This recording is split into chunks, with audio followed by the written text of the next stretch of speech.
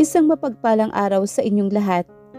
Maraming salamat sa patuloy ninyong pagsubaybay at pagsuporta sa bawat kwentong ibinabahagi ko rito sa mga kwento ni Angelina. Ang inyong suporta at mga komento ay nagbibigay sa akin ng inspirasyon upang magpatuloy sa paglikha ng mga makabuluhang kwento. Sana ay patuloy ninyong samahan si Angelina sa bawat yugto ng kanyang mga kwento.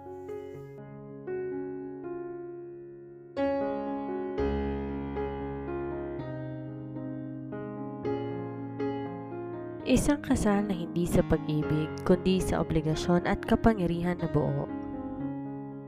Para kay Lara, ang kasal na iyon ay isang kulungang ginto na may mga pader ng katahimikan at lamig ng damdamin na binigay ni Maxwell sa kanya upang pagdusahan ang ginawa niya dahil sa nabuntis siya nito. Hindi mo ko pinakasalan dahil mahal mo ko, Maxwell. Why would I love someone who destroyed my plan? Yes, we're married, only in paper. You weren't love. You were the price I had to pay for one night I wish I could erase. You're just a consequence. Naiwan nakatayo si Lyra sa gitna ng malawak at marangyang sala ng mansyon. Ang bawat sulok ng bahay niyon sumisigaw ng kayamanan, mga mamahaling chandelier, kasangkapan na gawa sa Italia at mga pader na nababalutan ng mamahaling pintura.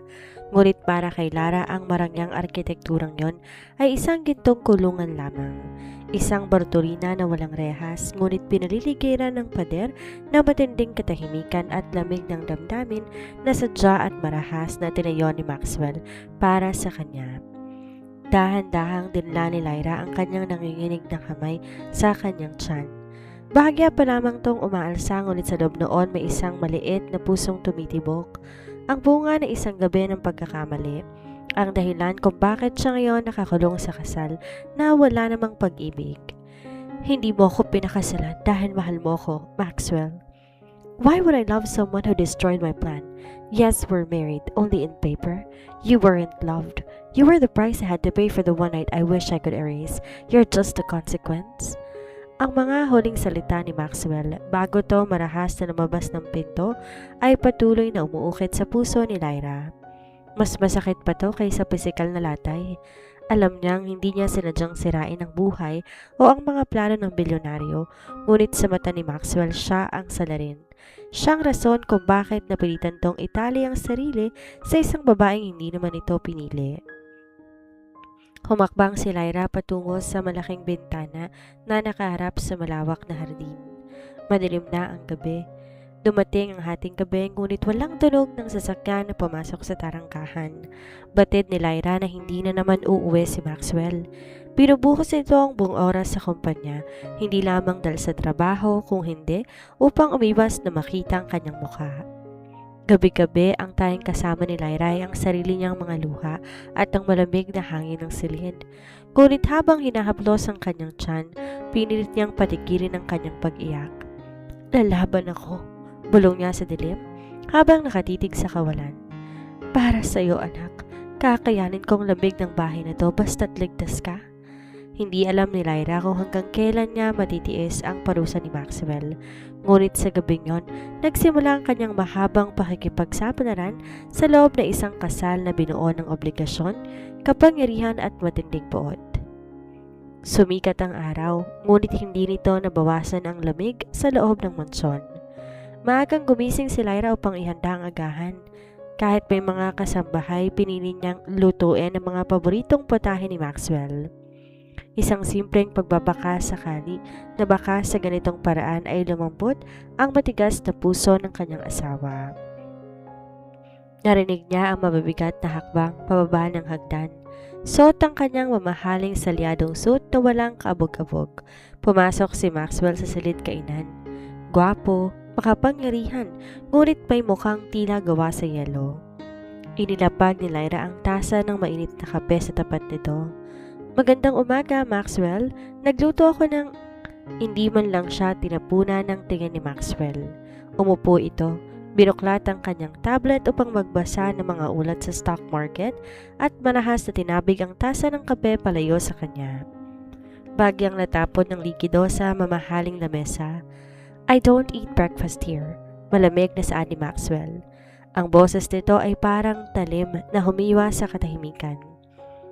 Sinubukan ko lang namang alagaan ka, bulong ni Lyra habang nakatungo at pinipigilan ng emosyon. Asawa mo pa rin ako. Dito na binaba ni Maxwell ang kanyang hawak. Tumingin siya kay Lyra gamit ang mga matang walang kahit anong init ng pagmamahal. Ilang beses ko bang kailangan ipaalala sa iyo, Lyra? Tumayo si Maxwell, dahan-dahang lumapit sa kanya.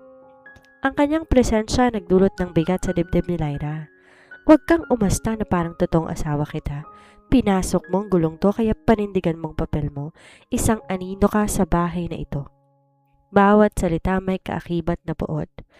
Di makapaniwala si Lyra na ang lalaking minsan niyang nakasama sa isang gabi na matinding silakbo ng damdamin ay ganito kalamig kung tumitig sa kanya ngayon.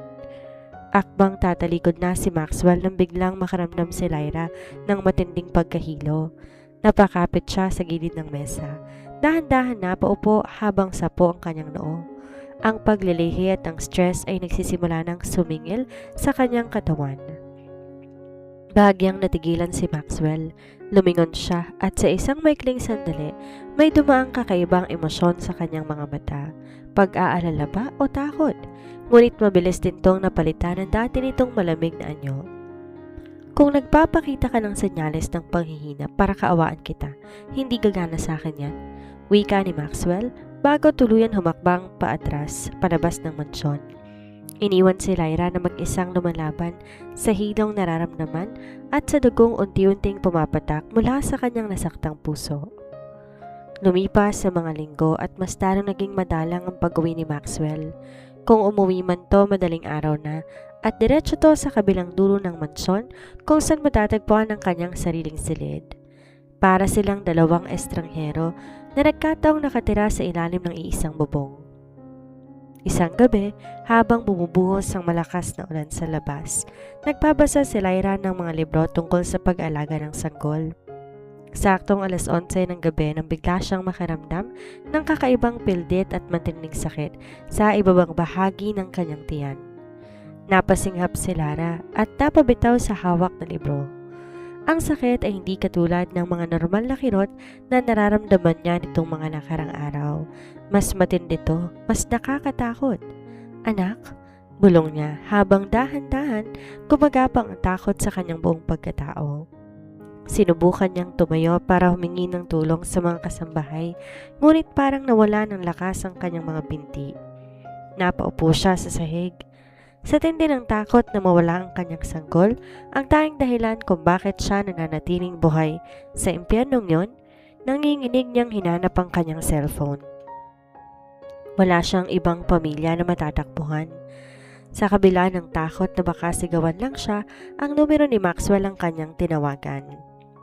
Sa kabilang banda, nasa gitna si Maxwell ng isang napakahalagang board meeting kasama ng mga foreign investors. Seryoso ang kanyang mukha habang nakikinig sa presentasyon nang biglang mag-vibrate ang kanyang telepono sa ibabaw ng mesa. Lyra calling. Bakas ang inis sa mukha ni Maxwell. Akma niya itong i-reject, ngunit may kung anong pwersa na nagtulak sa kanya na sagutin ang tawag. Lumakad siya ng bahagya palayo sa mga kausap. I told you not to bother me during work. Maxwell? Isang gumaralgal at basag na boses ang sumalubong sa kanya. Naririnig ang mababigat na paghinga ni Lyra na may kasamang hikbi. Tulong! Ang anak natin! Masakit! Napatigil si Maxwell. Ang kanyang hawak na mamahaling panulat ay dahan-dahan nalaglag sa sahig. Lyra, anong nangyayari? Tanong niya. At sa unang pagkakataon nawala ang malamig na otoridad sa kanyang boses. Napalitan to na isang hindi pamilyar na kaba. Maxwell, please, dumudugo. Bago pa matapos ni Lyra ang kanyang sasabihin, narinig ni Maxwell ang tunog ng pagbagsak ng telepono sa kabilang linya. Kasunod na isang nakabibinging katahimikan. Lyra, sumagot ka! Sigaw ni Maxwell. Di na pinapansin ng mga nakatitig na board members. Gumuho ang pader ng kontrol na matagal niyang tinayo. Walang lingon-likod, napatakbo si Maxwell palabas ng boardroom. Iniwan ang bilyon-pisong kontrata habang ang kanyang puso ay pumapalo ng ligalig at takot na hindi niya pa naramdaman sa buong buhay niya. Nang dahan-dahang inilat ni Lyra ang kanyang mga mata, puting kisame at amoy ng gamot ang sumalubong sa kanya. Agad bumuhos ang takot sa kanyang dibdib. Mabilis niyang ibinaba ang kanyang tingin at hinawakan ang kanyang tiyan. Gising ka na. Isang baritono at pagod na boses ang narinig niya mula sa gilid ng kama. Lumingon si Lyra at doon niya nakita si Maxwell. Gulong-gulo ang buhok nito. Nakabukas ang unang 2 botones ng kanyang polo at lukot-lukot ang mamahaling suit na nakasabit sa upuan. Baka sa ilalim ng mga mata nito ang puyat at isang di may kakailang takot na ngayon lamang nakita ni Lyra. Ang anak ko. Basag ang boses sa tanong ni Lyra habang nagsisimulang mangilid ang luha sa kanyang mga mata. The baby is safe. Mabilis sa sagot ni Maxwell. Bahagyang lumambot ang ekspresyon ng mukha nito, ngunit agad tintong nag-iwas ng tingin. But the doctor said you experienced threatened abortion dahil sa matinding stress at pagod. Kailangan mo ng bed rest. Mahigpit na bawal ka munang mapagod o mailagay sa emosyonal na sitwasyon. Salamat. Salamat at dinala mo ko rito, bulong ni Lyra habang umiiyak sa labis na pasasalamat na ligtas ang kanyang sanggol. Hindi sumagot si Maxwell. Tumayo to at tumapit sa bintana, nakatalikod kay Lyra habang nakapamulsa. Ang totoo, hindi pa rin humuhupa ang kabog sa dibdib ni Maxwell. Nang matagpuan niya si Lyra na walang malay sa sahig ng mansyon na may bahid ng dugo, pakiramdam niya tumigil ang pag-ikot ng mundo niya. Doon niya na-recover ang isang katotohanan. Kahit gaano niya itanggi, may pubang na sa kanya ang dinadalang buhay ng babae. Makalipas ang 2 araw, pinayagan na ng doktor na makauwi si Lyra. Inakala ni Lyra na babalik sila sa dating setup kung saan hindi siya pinapansin, ngunit laking gulat niya nang huminto ang marangyang kotse sa tapat ng mansyon. Akbang bubuksan ni Lyra ang pinto upang bumaba ng unahan siya ni Maxwell. Binuksan ng bilyonaryo ang pinto sa kanyang gilid at bago pa makakbang si Lyra, dahan-dahang ipinasok ni Maxwell ang kanyang mga braso sa ilalim ng kanyang hita at likod. Maxwell, kaya ko namang maglakad. Shut up and just hold on to my neck. Utos ni Maxwell. Malamig pa rin ang tono nito, ngunit ang paraan ng pagbuhat niya kay Lyra ay napakaingat. Tila bahawak niya ang isang napakahalagang kristal na madaling mabasag. Habang nakakapit si Lyra sa leeg ni Maxwell, naamoy niya ang pamilyar nitong pabango at naramdaman ang init ng katawan nito. Sa unang pagkakataon matapos ang mahabang panahon, ang pader ng puot na tinayo ni Maxwell ay nagkaroon ng isang maliit ngunit malalim na bitak. Mula nang makauwi sa ospital, pansining nagbago ang atmosfera sa loob ng mansyon. Di na marahas sa mga kilos ni Maxwell, bagaman nananatili pa rin ang kanyang nakabibiging katahimikan. Nilipat niya si Lyra sa isang kwarto sa ibabang palapag upang hindi na ito mapagod sa pag-akit panaog sa hagdan.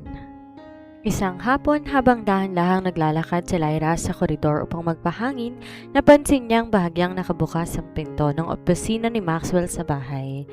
Akma siyang lalampas nang marinig niya ang seryosong boses ng kanyang asawa at ng personal na assistant nitong si Tito David.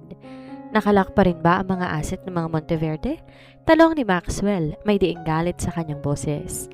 Oho, Sir Maxwell, pero dahil sa biglaang pagpapakasal ninyo kay Ma'am Lyra, umurong ang mga investors na gagamitin sana natin para tuluyang gumuho ang kanilang korporasyon. Ang kasal ninyo ang naging dahilan kung bakit nakahinga ang pamilya ni Monica. Paliwanag ni David. Napatigil si Lyra. Napakapit siya sa gilid ng pader. Monica, yon ang pangalan ng dating kasintahan ni Maxwell. 5 taon, David.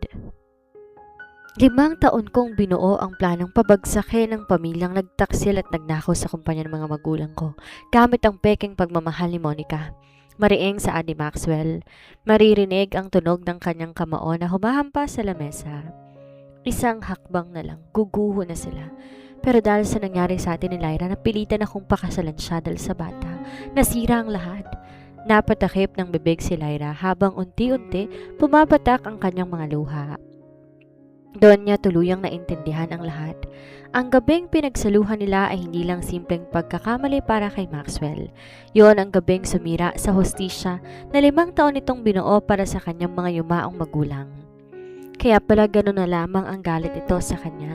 Kaya pala'y tinuring siyang consequence at parusa, hindi lang dahil sa sapilitang kasal, kundi dahil sa pag-aakalang si Lyra ang naging proteksyon ng pamilyang sumira sa buhay ni Maxwell. Nanghihina, bumalik si Lyra sa kanyang kwarto. Umiyak siya ng tahimik habang nakahawak sa kanyang tiyan. Nasasaktan siya para sa sarili niya, ngunit mas nasasaktan siya para kay Maxwell. Ang lalaking inaakala niyang malupit ay may malalim na sugat dala ng nakaraan. Napatingin si Lyra sa salamin. Isang mabigat na desisyon ang unti-unting nabubuo sa kanyang isip. Kung siyang naging hadlang sa hustisya ni Maxwell, siya rin ang gagawa ng paraan para ibalik ang laya nito, kapalit ang sarili niyang kaligayahan. Hindi pinatulan ni Lyra ang emosyon. Sa halip na magmukmok, ginugol niya ang sumunod na 2 araw sa pag-iisip kung paano itatama ang isang sitwasyon na binuo ng tadhana. Kung ang presensya niya ang pumipigil kay Maxwell na makamit ang hustisya at katahimikan, hindi siya magiging pabigat. 11:00 na ng gabi nang marinig niya ang tunog ng kotse ni Maxwell. Hinintay niya na makapasok to sa mansyon at marinig ang mga hakbang patungo sa opisina nito. Hawak ang isang puting envelope. Dahan-dahan naglakad si Lyra at kumatok sa pinto. "Pasok," malamig na boses ni Maxwell ang sumagot. Nang makitang si Lyra ang pumasok, bahagyang binaba ni Maxwell ang mga papeles na binabasa. Masusi nitong tiningnan ng maputlang mukha ng asawa. "Bakit gising ka pa? Sabi ng doktor." "Maayos na ang pakiramdam ko, Maxwell," mahinahong putol ni Lyra. Humakbang siya papalapit at dahan-dahan nilapag ang envelope sa ibabaw ng lamesa nito, sakto sa tapat ng mga kamay ng milyonaryo. Napakunot ang noo ni Maxwell. "Ano to?" "Kasunduan," diretsong sagot ni Lyra habang pilit pinatatatag ang kanyang boses kahit ang kanyang puso ay nadudurog sa bawat segundong lumilipas. "Nakalagay dyan na matapos kong maipanganak ang bata, kusang loob kong pipirmahan ang annulment papers na iyahanda mo. Ibibigay ko sa iyo ang kalayaan mo nang walang hinihinging kahit isang sentimo." Natigilan si Maxwell. Tila napako ang kanyang tingin sa puting papel. Ang kanyang mga panga ay nagtagis at ang kanyang hawak na ballpen halos mabali sa higpit ng kanyang hawak. "Narinig ko kay ni Tito David nung isang araw," patuloy ni Lyra, habang ang isang butil ng luha ay tuluyang lumatay sa kanyang pisngi. "Patawad kung nasira ko ang 5 taon mong pinaghirapan. Hindi ko alam, kaya ngayon bibigyan kita ng kasiguruhan. Pagkatapos ng 7 buwan, malaya ka na, Maxwell. Hindi mo na kailangan magtiis na makita ang consequence ng gabing yon." Di nakapagsalita si Maxwell. Isang kakaibang bigat ang biglang lumanding sa kanyang dibdib. Isang pakiramdam na mas masahol pa kesa nung panahon na natuklasan niya ang pagtataksil ng kanyang ex-girlfriend. Dapat ay matuwa siya. Ito ang pinakamabilis na solusyon sa kanyang problema. Ito ang daan para makuha niyang muli ang kontrol sa kanyang mga plano. Ngunit bakit sa halip na gumaan, parang mas lalong sumigip ang kanyang paghinga. Tinitigan niya si Lyra na ngayon dahan-dahang tumatalikod upang lumabas ng silid. Ang maliit at marupok nitong figura ay tila may dalang napakabigat na krus. Nang sumara ang pinto, nanatiling nakatitig si Maxwell sa puting envelope. Sa unang pagkakataon, ang bilyonaryong laging may sagot sa lahat ng bagay, tuluyang nawala ng salita. Wala nang iwan ni Lyra ang envelope sa kanyang lamesa, tila may nagbago sa takbo ng oras sa loob ng mansyon. Ang kasunduan na dapat sana nagbigay kay Maxwell ng kapanatagan ay naging mitsa ng kanyang hindi mapakaling mga gabi. Sa halip magdiwang dahil malapit niya nang mabawi ang kanyang laya, isang hindi maipaliwanag na inis ang namuo sa kanyang dibdib sa tuwing maiisip na aalis si Lyra matapos manganganak. Isang hapon, maagang umuwi si Maxwell, isang bagay na hindi kailanman nangyari nitong mga nakaraang buwan. Pumasok siya sa may kusina na may dalang 2 malaking paper bag. "Sir Maxwell?" Gulat na bati ng mayordomang si Aling Martha. "Aba, maaga po kayo ngayon. May kailangan po ba kayo?" "Isubo mo to sa refrigerator," utos ni Maxwell sabay lapag ng mga bag. "Mga sariwang prutas yan at siguraduhin mo, iniinom niya ang mga bitamina niya sa tamang oras." Pagsilip na tiningnan ni Aling Martha ang laman ng bag, puro mga imported na prutas na mayaman sa folic acid at iron, mga pagkaing mabuti para sa pagbubuntis. Bahagyang napangiti ang matanda. "Masusunod po, sir," Matutuwa po si Ma'am Lyra. Huwag mong sasabihin galing sa akin. Malamig na bawi ni Maxwell bago mabilis na tumalikod at umakyat sa kanyang silid, tila nahihiya sa sarili niyang ginawa. Nitong mga sumunod na gabi, napapansin ni Maxwell mula sa bintana ng kanyang opisina na madalas maglakad-lakad si Lyra sa hardin tuwing gabi para mapadali ang kanyang pagbubuntis. Ngunit napansin din niya ang dahan-dahang pagbigat ng kilos nito at ang paminsan-minsan na pagsapo nito sa kanyang balakang dahil sa ngalay. Isang gabi hindi nakatiis si Maxwell habang nakaupo si Lyra sa bench sa hardin at pilit na minamasahe ang sariling binti. Isang aninong sumalubong sa kanya. Inangat niya ang kanyang tingin, nagulat nang makita ang asawa. Walang salita, umupo si Maxwell sa tabi niya. Bago pa man makagalaw si Lyra, dahan-dahan na hinawakan ni Maxwell ang paa nito at ipinatong sa kanyang kandungan. Maxwell, anong ginagawa mo? Naratarantang tanong ni Lyra, sinusubukan na bawiin ang kanyang paa. Ako na, quiet, seryosong sagot ni Maxwell.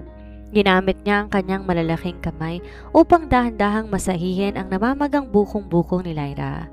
Ang kanyang mga haplos ay banayad, malayo sa marahas na Maxwell na nakilala ni Lyra noong unang araw ng kanilang kasal. You're carrying my child. Nakasalalay sa kalusugan mong kaligtasan niya kaya't huwag kang matigas ang ulo. Dagdag pa nito, pilit naghahanap ng lohikal na dahilan. Napatitig si Lyra sa nakayukong ulo ng asawa. Habang dinaramdam ang init ng mga kamay nito, unti-unti nangilid ang luha sa kanyang mga mata. Ang yelong namuo sa pagitan nila sa loob ng mahabang panahon ay dahan-dahan, ngunit unti-unti nagpapakita ng unang patak ng pagkatunaw. Pumasok ang buwan ng Hunyo at kasabay nito ang pagdating ng tag-ulan. Ang tiyan ni Lyra 6 na buwan na. Mas malaki, mas mabigat, at mas mabilis na siyang mapagod. Sa kabila nito, ang dahan-dahang paglambot ng pakikitungo ni Maxwell ay tila ba nagsisilbing lakas niya. Bagaman bihira pa rin mag-usap ang dalawa, nararamdaman ng tahimik na pag-aalaga ng bilyonaryo sa bawat sulok ng bahay. Isang gabi, bumuhos ang napakalakas na bagyo. Ang langit binalot ng sunod-sunod na matatalas na kidlat at nakabibinging kulog na yumanig sa buong kapaligiran. Kasunod noon ang biglaang pagkaputol ng kuryente. Nilamon ng kabuoang dilim ang buong mansyon. Mula sa kanyang silid sa ibabang palapag, napabalikwa si Lyra. Mula pagkabata may matindi na siyang phobia sa kulog at dilim. Nanginginig ang kanyang buong katawan, pilit niyang kinakapa ang cellphone sa tabi ng kama, ngunit dahil sa taranta, nahulog ito sa sahig. Anak, huwag kang matakot, nandito si Mama. Bulong niya sa sarili, pilit na pinapakalma ang sanggol habang ang kanyang luha nagsisimula ng pumatak. Sa takot, nagpasya siyang lumabas ng kwarto upang maghanap ng kandila o kahit sinong kasambahay. Dahan-dahan siya naglakad patungo sa malawak na sala, hawak-hawak ang kanyang tiyan. Ngunit sa muling pagguhit ng isang matalim na kidlat na sinunda ng isang malakas na kulog, napaupo si Lyra sa sofa, napayakap sa kanyang mga tuhod at napaiyak ng tuluyan.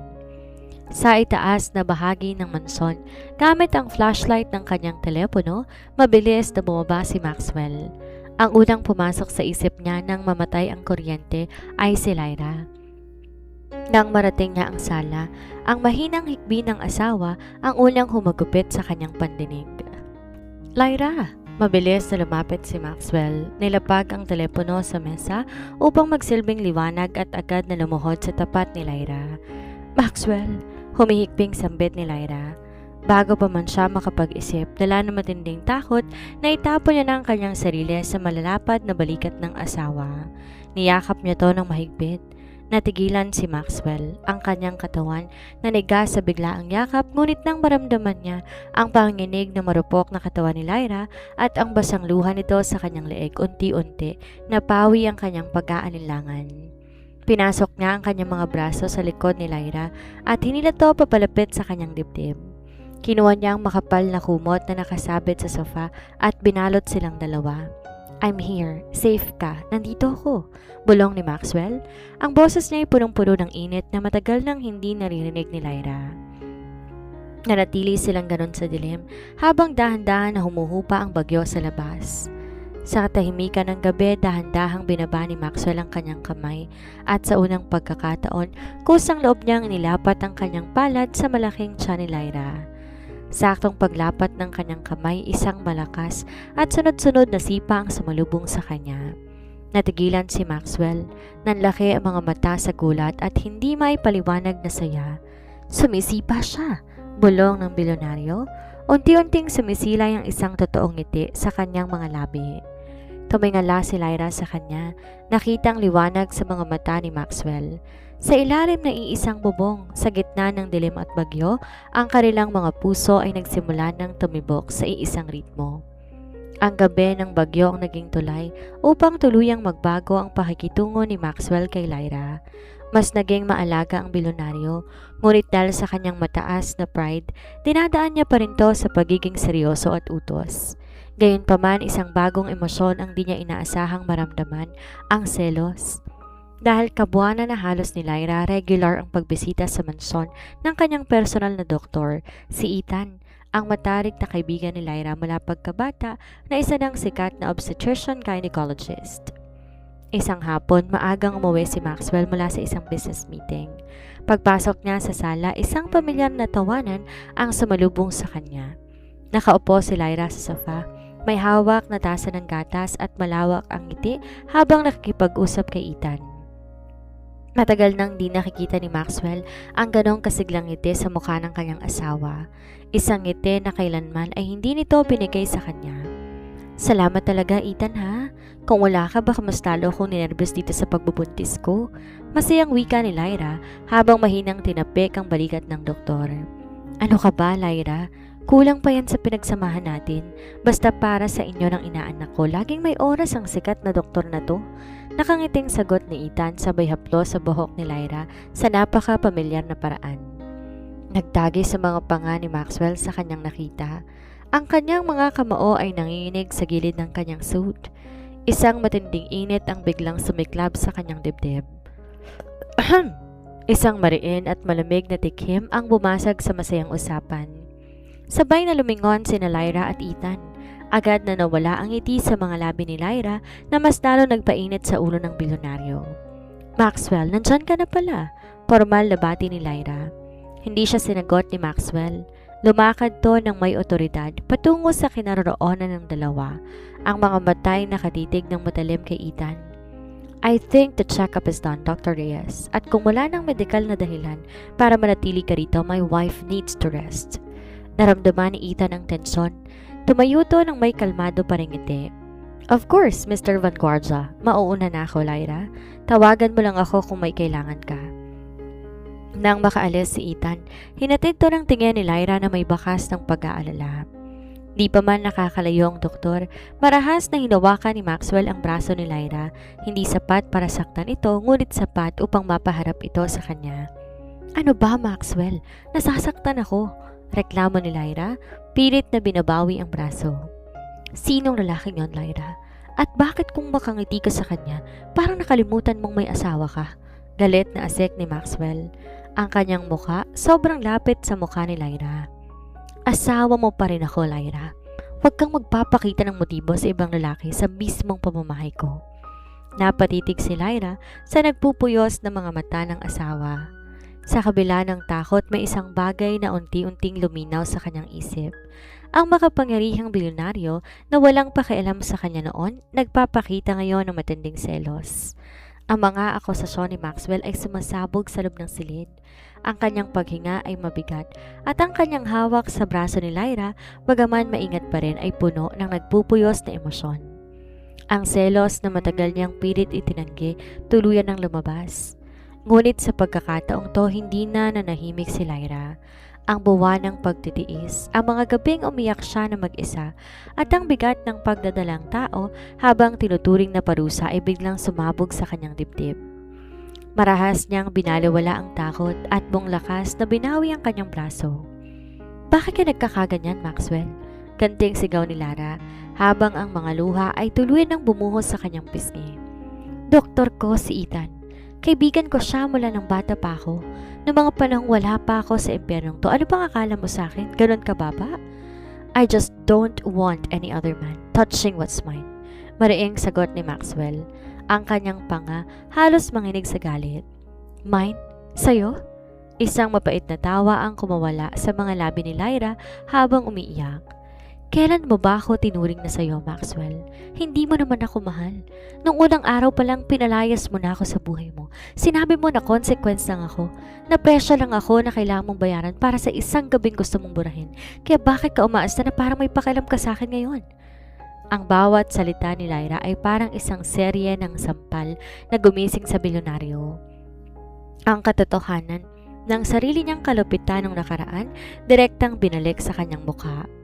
Nakita niya ang lalim ng sugat sa mata ng babaeng nasa harap niya. Isang sugat na siya mismo ang may gawa. Napatigil si Maxwell. Tiningnan niya si Lyra na ngayon ay humihikbi na ng matindi habang sapo ang kanyang tiyan. Ang kanyang puso ay pinukpok na isang matinding takot na mas malala pa kaysa noong gabi ng krisis. Ang takot na baka tuluyan nang mawala ang pagkakataon niyang makuha ang tiwala ni Lyra. Hindi na nakatiis si Maxwell. Humakbang siya papalapit. Hinuli ang magkabilang balikat ni Lyra at sa isang mabilis, ngunit punong-puno ng silakbong damdamin. Hinila niya to patungo sa kanya. At marahas, ngunit may pag-iingat na idinampi ang kanyang mga labi sa labi nito. Nanlaki ang mga mata ni Lyra. Sinubukan niyang pumiglas. Tinulak niya ang matigas sa dibdib ni Maxwell, ngunit mas lalo lamang siyang binalot ng mga bisig ng bilyonaryo. Ang halik ni Maxwell ay hindi na tulad ng dati. Wala na itong puot o parusa. Ito ay isang halik ng matinding pangungulila, pagsisisi at isang nag-aalab na pagnanasa. Nang dahan-dahan ihiwalay ni Maxwell ang kanyang labi, di niya binitawan ang mukha ni Lyra. Pinatong niya ang kanyang noo sa noo ng asawa habang pareho silang naghahabol ng hininga. Dahil nababaliw na ako, Lyra, bulong ni Maxwell. Ang kanyang boses ay basag, puno ng emosyon na ngayon lamang narinig ni Lyra. I hated you before because you ruined my plans. Binuo ko buhay ko para sa paghihigante, but now, you and our baby are my only plan. Hindi ko kayang makita na may ibang lalaki nagpapasaya sa'yo dahil ako ang dapat na gumagawa niyan. Mahal kita, Lyra. Patawad ko ngayon ko lang naamin. Napatitig si Lyra sa mga mata ni Maxwell. Doon, sa ilalim ng mga luhang dumadaloy, nakita niyang isang Maxwell na hubad sa pride. Isang bilyonaryong tuluyan ang sumuko sa pag-ibig. Matapos ang gabi ng pag-amin, tila isang panagirip para kay Lyra ang bawat sandali. Si Maxwell na dating parang yelo ang lamig, naging masugid at maalagang asawa. Sabalit ang kanilang natagpuang kapayapaan ay kaagad na nanganib sa muling pagpapakita ng nakaraan ni Maxwell. Isang umaga, habang nag-aagahan ng dalawa, bumukas ang pinto ng sala at pumasok ang isang babae na nakasuot ng marangyang damit at may mamahaling bag. May bakas ng pamilyar na otoridad sa mukha. Si Chloe, ang ex-girlfriend ni Maxwell na naging dahilan ng kanyang matinding galit sa pamilya Monteverde. Maxwell, darling, nakangiting bati ni Chloe, tila ba walang masamang nangyari sa nakaraan. Tiningnan niya si Lyra mula ulo hanggang paa nang may halong pandidiri bago binaling muli ang tingin sa bilyonaryo. I heard you got married to this. Pinalalabas ng pamilya ko na iniwan kita, pero alam nating dalawa ang katotohanan. Ito ang ebidensya ng mga babaeng yan ang nagplano ng lahat para bitagin ka. Inilapag ni Chloe ang isang makapal na folder sa mesa. Laman doon ng mga peking dokumento at screenshot ng mga pag-uusap na pinalalabas na sadyang nilasing ni Lyra si Maxwell noong gabing yon upang mabuntis at makahuthod ng bilyon-bilyong piso. Napatingin si Lyra sa mga papeles. Nanginginig ang kanyang mga kamay at nagmistulang pumatak ang kanyang mga luha. Hindi totoo yan, Maxwell. Maging ang pamilya ko walang alam sa nangyari. Maniwala ka sa akin. Bulong ni Lyra, natatakot na baka bumalik ang dating galit ng asawa. Tumingin si Maxwell sa mga papeles, pagkatapos ay kay Chloe at ang huli kay Lyra na ngayon umiiyak na sa takot. Tumayo si Maxwell mula sa kanyang upuan. Walang mababasang emosyon sa kanyang mukha habang pinupulot ang folder. Inakala ni Chloe na nagtagumpay siya. See, I told you, Maxwell. She just after money. Now you can end this ridiculous marriage and... Bago pa matapos ni Chloe ang kanyang sasabihin, marahas na pinunit ni Maxwell ang mga papeles sa harap mismo ng kanyang mukha at tinapon ang mga piraso sa sahig. "Get out, Chloe!" Malamig at may otoridad na utos ni Maxwell. "What? Maxwell, niloloko ka lamang niya." Gulat na sigaw ni Chloe. "Ang tanging nanloloko dito ay ikaw at ang pamilya mo." Hakbang ni Maxwell papalapit kay Lyra. Dahan-dahan inakay ang asawa at pinahid ang mga luha nito sa harap ni Chloe. "I know my wife. Kilala ko kung sinong totoong nagmamahal sa akin at kung sinong gintulang hinahabol. 5 taon kong binuong paghihiganti sa inyo, pero tinapon ko na yon dahil mas mahalaga sa akin ang pamilyang binuo ko ngayon. Kung hindi ka aalis sa pamamahay ko, sisiguraduhin ko. Bukas na bukas din, pulubi na ang buong angkan mo." Bakas ang takot at kahihiyan sa mukha ni Chloe. Wala siyang nagawa kundi ang mabilis na tumalikod at lumabas ng mansyon. Na makaalis si Chloe, agad na niyakap ni Maxwell si Lyra ng mahigpit. "Huwag ka nang umiyak, asawa ko. Walang sino mang makakasira sa atin ngayon. I believe you and I will always protect you." Sa unang pagkakataon, naramdaman ni Lyra na ang gintong kulungan ay tuluyan ng naging isang ligtas na kanlungan. Mabilis na lumipas sa mga araw matapos ang paghaharap kay Chloe. Mas lalo naging protektibo si Maxwell. Halos ayaw na nitong umalis sa tabi ni Lyra kung di dahil kinakailangan para sa mga pipirmahan sa kumpanya. Ang dating malamig na mansyon na puno ng init ng mga paghahanda para sa nalalapit na pagsilang ng kanilang sanggol. Isang gabi, habang magkasamang nanonood ng telebisyon ang dalawa sa sala, biglang natigilan si Lyra. Nabitawan niya ang hawak na baso ng gatas at kasunod noon ang pagbuhos ng maligamgam na likido sa kanyang mga binti. Pumutok na ang kanyang panabigan. "Maxwell!" Hawak ni Lyra ang braso ng asawa. Ang kanyang mukha ay namutla sa biglaang pidlit ng tiyan. "Manganganak na ako." Parang bomba na sumabog ang taranta sa sistema ng bilyonaryo. Si Maxwell na kilala sa pagiging kalmado sa harap ng mga bilyon-bilyong krisis sa negosyo ay halos malimutan kung paanong huminga. Nagmamadali niyang binuhat si Lyra patungo sa kotse, sumisigaw sa mga kasambahay na kunin na mga inihandang gamit, at halos palipa rin ang sasakyan patungo sa ospital kung saan naghihintay si Ethan. Sa labas ng delivery room, hindi mapakali si Maxwell. Paulit-ulit siyang naglalakad pabalik-balik, basang-basa ng pawis ang kanyang noo at ang kanyang mga kamay mahigpit na nakakuyom. Sa bawat minutong lumilipas, pakiramdam niya nababawasan ang kanyang lakas. "Sir Maxwell, kumalma po kayo. Nasa mabuting kamay po si Ma'am Lyra." Pagpapakalma ni Aling Martha na sumunod sa ospital. Ngunit hindi makakilos ng maayos si Maxwell. Ang bawat daing ng sakit ni Lyra bago ipasok sa silid, tila paulit-ulit na sumasariwa sa kanyang mga pagkukulang nung nakaraan. "I put her through so much pain, Martha. Kung may mangyayari mang masama sa kanila, hindi ko na mapapatawad ang sarili ko." Makalipas ang halos 3 oras ng matinding paghihintay, bigla nabaon ang katahimikan sa koridor nang umalingaw-ngaw ang isang malakas at malusog na iyak na isang sanggol. Napatigil si Maxwell. Dahan-dahang bumukas ang pinto ng delivery room at lumabas si Ethan. Pagod ngunit may malawak ng ngiti sa mga labi. "Congratulations, Maxwell. It's a healthy baby boy. Ligtas ang mag-ina mo." Parang tinanggalan ng napakabigat na pasanin ang dibdib ni Maxwell. Tuluyang nangilid ang luha sa kanyang mga mata. Isang bagay na hindi niya ginawa mula nung pumanaw ang kanyang mga magulang. Noong payagan na siyang pumasok sa recovery room, dahan-dahan niyang nilapitan ang kama. Doon, nakahiga si Lyra, pagod na pagod ngunit may pinakamagandang ngiti habang nakatitig sa maliit na sanggol na nakabalot sa asul na kumot.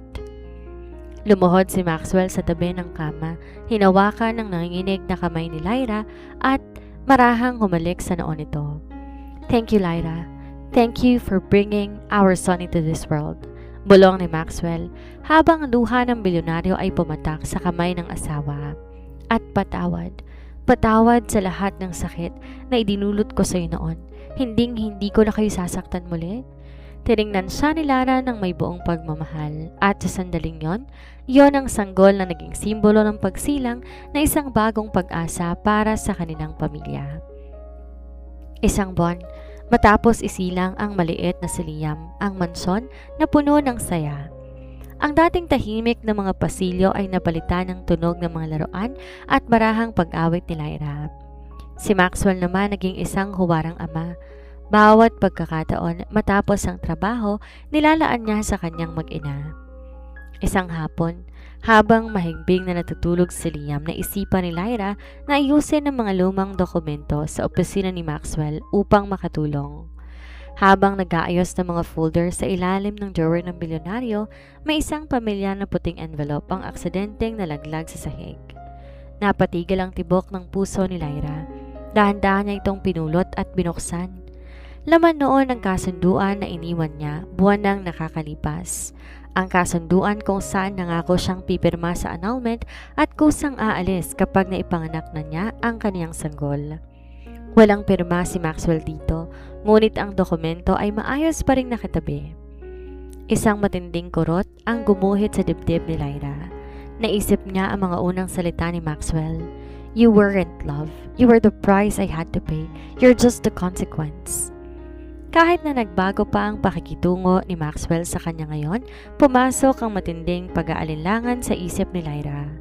Paano kung ginagawa lamang to ni Maxwell dahil sa obligasyon bilang ama kay Liam? Paano kung pag-aalaga nito ay dala lang ng awa at ng pangakong protektahan sila matapos ang gulo kay Chloe? Ayaw ni Lyra na maging habang buhay na pabigat. Ayaw niyang manatili si Maxwell sa kanya dahil lamang sa obligasyon, ang mismong salitang bumuo sa kanilang kasal. Natatakot siyang isang araw ay magising ang bilyonaryo at mapagtanto na nakatali pa rin to sa isang babaeng hindi naman ito pinili mula sa simula. Tinupad ko na ang tungkulin ko, Maxwell. Naisilang ko na ang anak natin, bulong ni Lyra habang umiiyak ng tahimik. Ngayon, ibabalik ko ng laya mo. Dala ng labis na takot at maling akala, nagdesisyon si Lyra. Nilagdaan niya ang papeles ng annulment gamit ang nanginginig niyang kamay at iniwan to sa ibabaw ng lamesa, kasama ng kanyang singsing sa kasal. Habang wala si Maxwell dahil sa isang out-of-town meeting, mabilis na nag-empake si Lyra.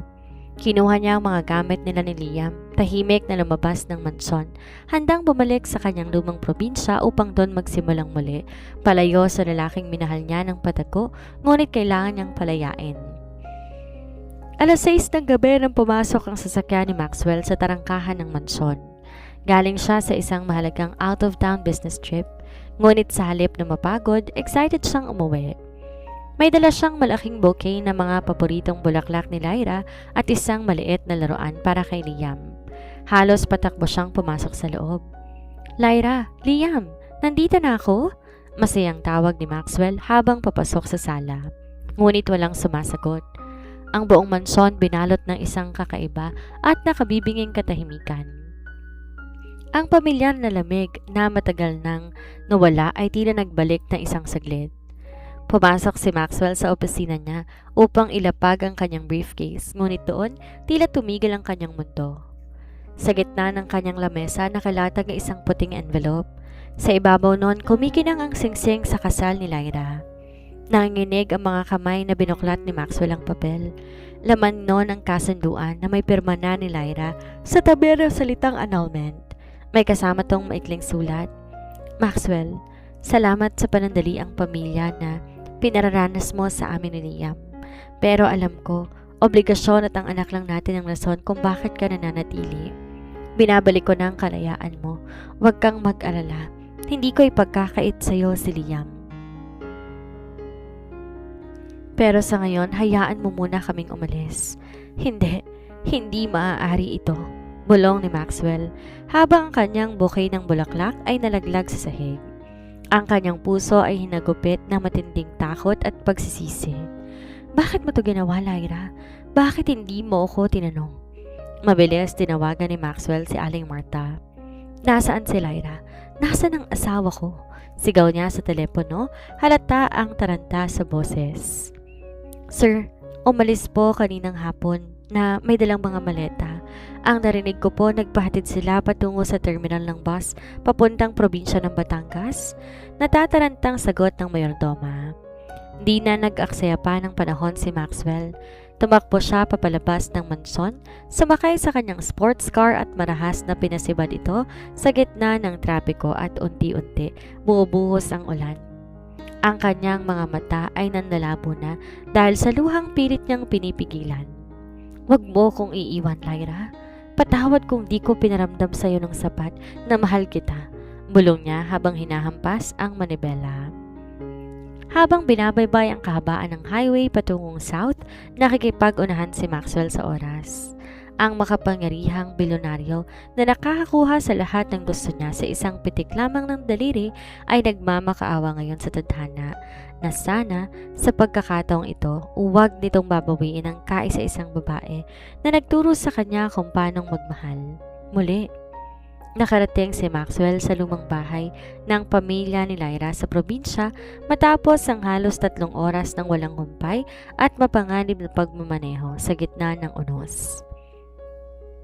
Madilim na ang paligid, malakas ang buhos ng ulan, ngunit hindi yon nakapigil sa bilyonaryo. Patakbo siyang bumaba ng sasakyan, basang-basa ang kanyang mamahaling polo. Ang kanyang buhok ay nakadikit sa kanyang noo at ang kanyang mga mamahaling sapatos ay napuno ng putik.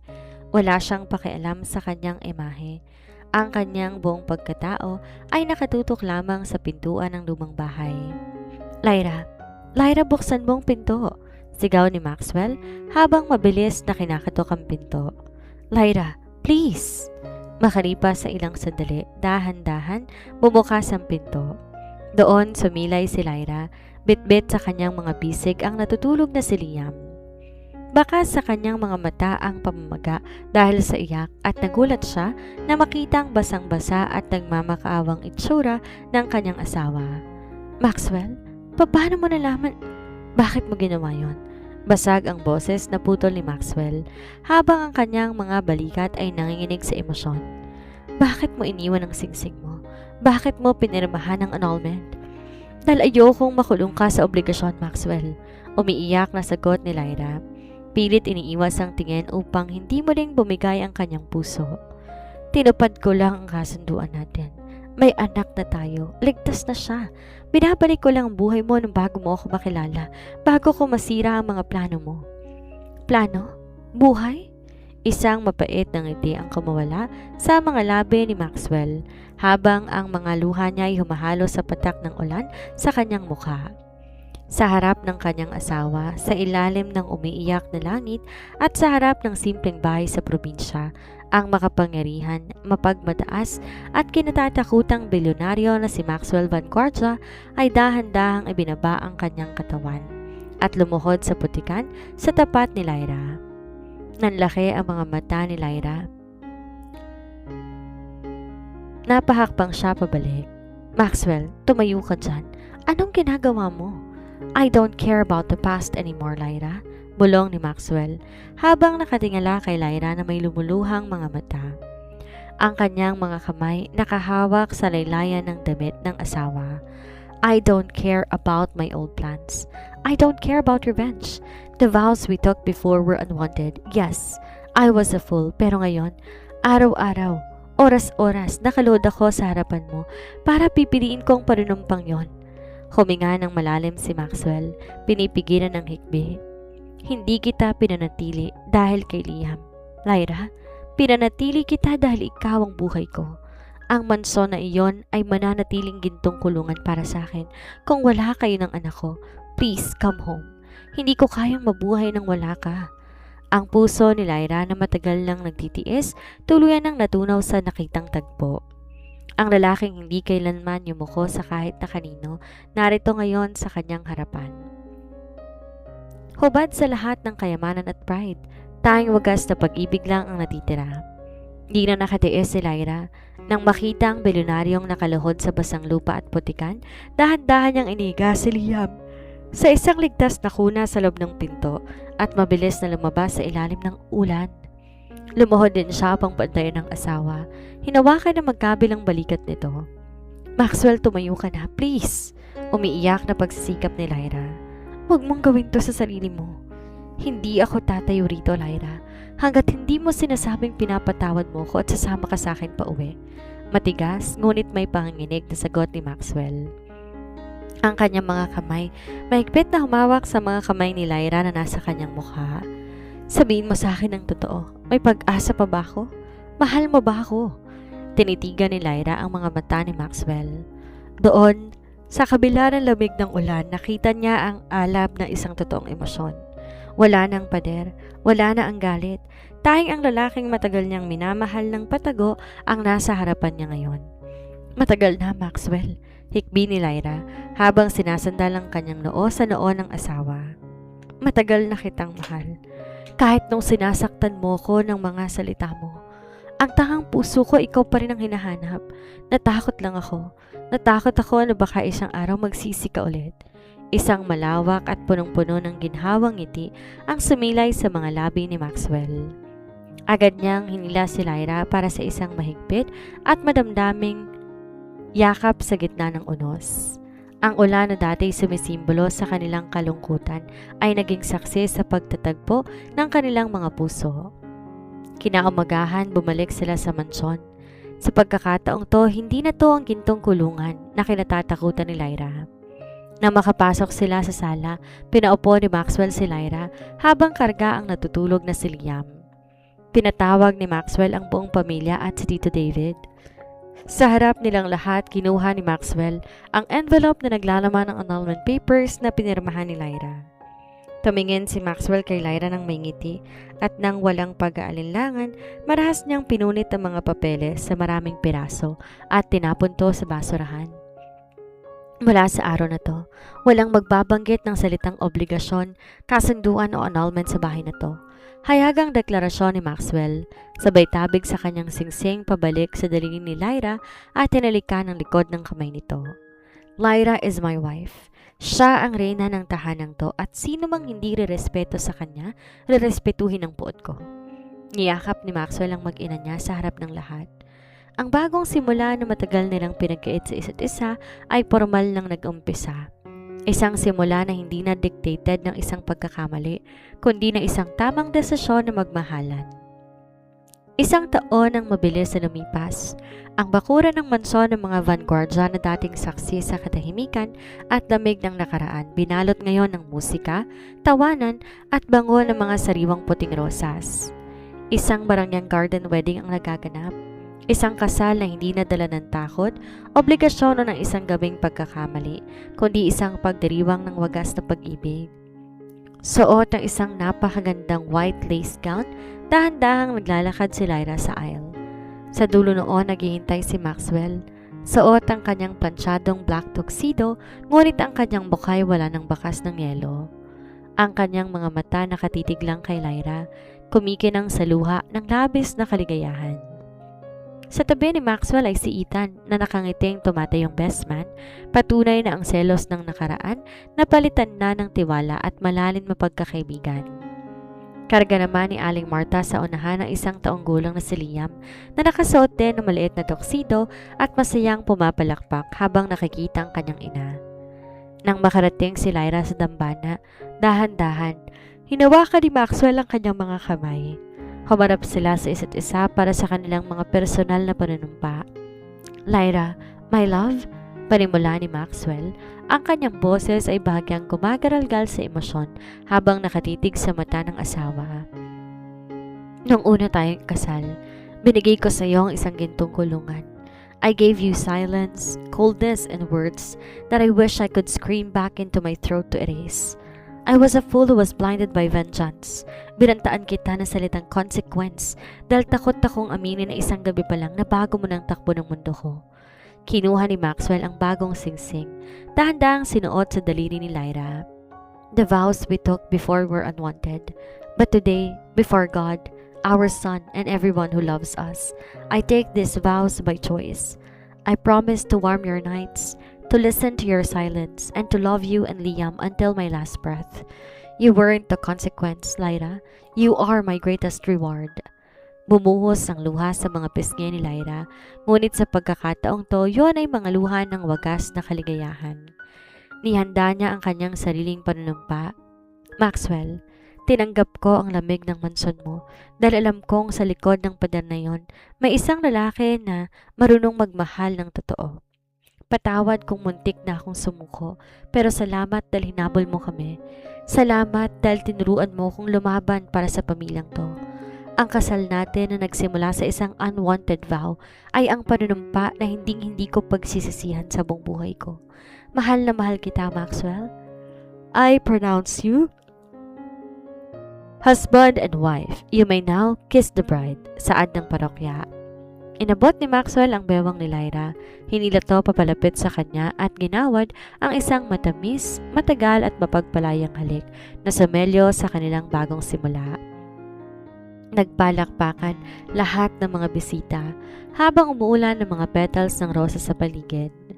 Nang humiwalay si Maxwell, binuhat niya si Liam. Niyakap silang dalawa ni Lyra ng mahigpit habang humaharap sa mga manonood at bisita bilang isang buong pamilya. Ang gintong kulungan tuluyan nang nawala. Ang natira ay isang tahanang tinayo sa ibabaw ng kapatawaran, katapatan at isang pag-ibig na magtatagal magpakailanman.